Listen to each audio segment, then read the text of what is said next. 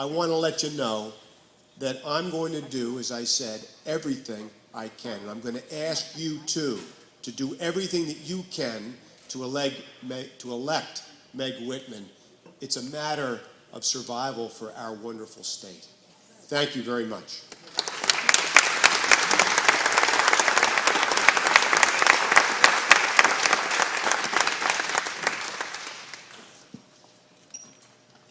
California is known worldwide for its economic potential and quality of life. And we all know that it's not the government that created this. It was the energy of people like you and me who have worked hard to build our dreams. We are all here today because we see our government with massive deficit spending, rising unemployment, and out-of-control taxes, all of which hurt California's small businesses and working families. We are all aware of the challenges facing our government and the problems it has created. Californians have become fed up with the status quo and are looking for bright, accountable, articulate, energized, reform-minded leaders that are outside the world of professional politics, professional politicians, and their world of politics as usual. These new leaders will emerge from our neighborhoods, our places of work, and our communities. True leaders don't just talk about the problems we face. True leaders tell us how we are going to fix California's problems and then take action to make things happen.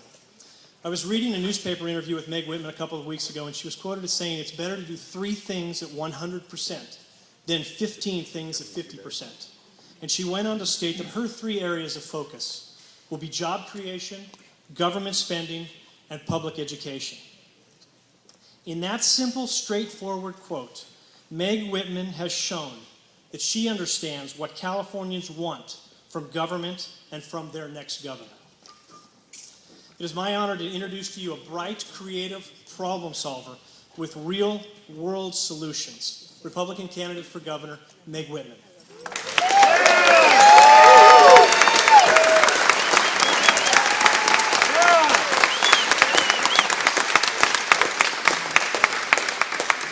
So thank you both for that wonderful introduction. I'm delighted to be here on the Central Coast, and what a great crowd and what a great venue. How wonderful is this? I don't often get to speak in front of wine barrels. Let me just thank John Pashong for your leadership of the Lincoln Club, for having me here tonight. Can we give John a round of applause?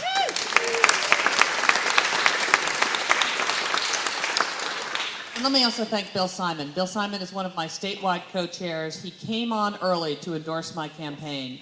And Bill is a great Californian, a great American, a great patriot. Thank you for what you've done for me. I'd also like to recognize Tom Bordonaro, who is not here, but he is the chairman of the San Luis Obispo Republican Party. I know Tom couldn't be here tonight, but I want to thank him for this invitation. George Galvin, the vice chair of the Republican Party here. And then Dan McLean. Dan is my county co-chair, and would very much appreciate what Dan's doing here. Dan, where are you? He's that way in the back. Thank you for that. And then also Denise Nielsen. Denise Nielsen is my Central Coast Regional Chair for our campaign. Denise is way in the back over there. Thank you, Denise.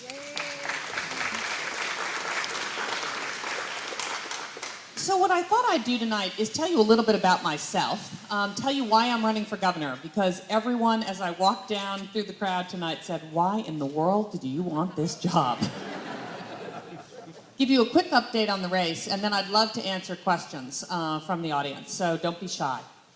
By way of background, I was actually born and raised on Long Island, a little town called Cold Spring Harbor on the North Shore about halfway out. I'm the youngest of 3 children. My older brother is a rheumatologist. My older sister works in mental health. My dad was a businessman in New York, and my mom was a stay-at-home mom. But she was a very adventurous stay-at-home mom. And I need to tell you one story about my mother that will give you an insight as to how I was raised. My mother wanted to join the war effort in World War II. She lived in Boston, and so she did what many of the women of her generation did, is she joined the Red Cross.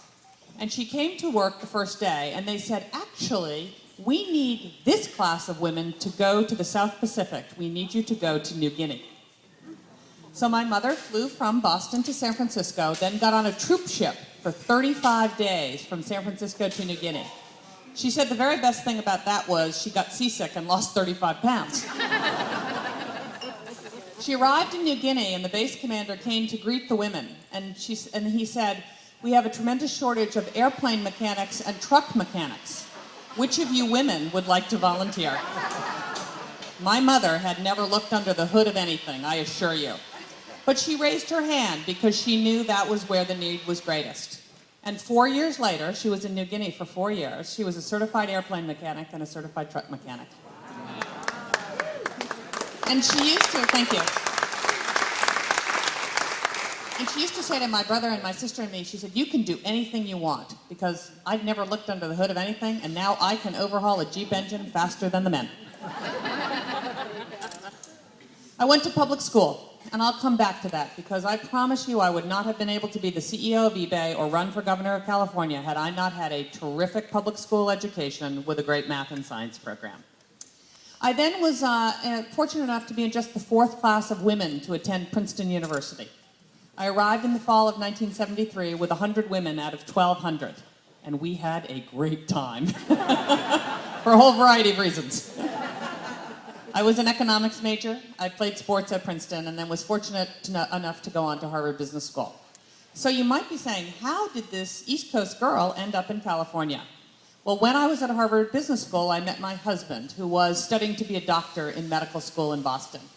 And he very much wanted to be a neurosurgeon. And he needed to pick a city to do 7 years of neurosurgery residency. He got into 2 training programs, the very best training program in the country, University of California at San Francisco. He also got into Harvard's teaching hospital, the Mass General. And with a little wink in his eye, he looked at me and he said, "Meg, your mother lives in Boston. We should go to California." And he was teasing, sort of.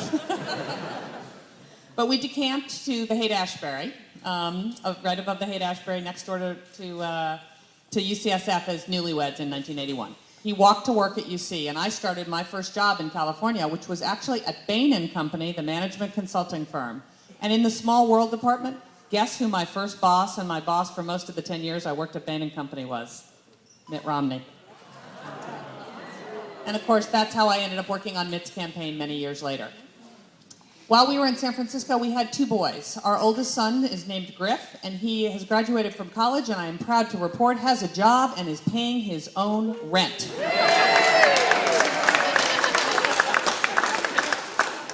We're very proud of him, but I will tell you, this recession has been very hard on our young people. Half his graduating class did not get a job. So this is the untold story, I think, of this recession, what it's done to our youngest and most promising. We have a 21-year-old whose name is Will. He's a junior in college.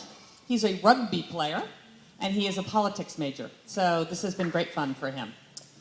So I started work, as I said, at Bain, and have had the privilege to work at some other great American companies, the Walt Disney Company, a number of other companies. Before eBay, I was at Hasbro, the children's toy manufacturer, and I ran the preschool division, which I was a steward of some fun brands like Barney, Arthur, Teletubbies, and my personal favorite, Mr. Potato Head. I then had the privilege to join eBay. eBay was started over Labor Day of 1995 by a young computer scientist by the name of Pierre Omidyar, who was a Persian American.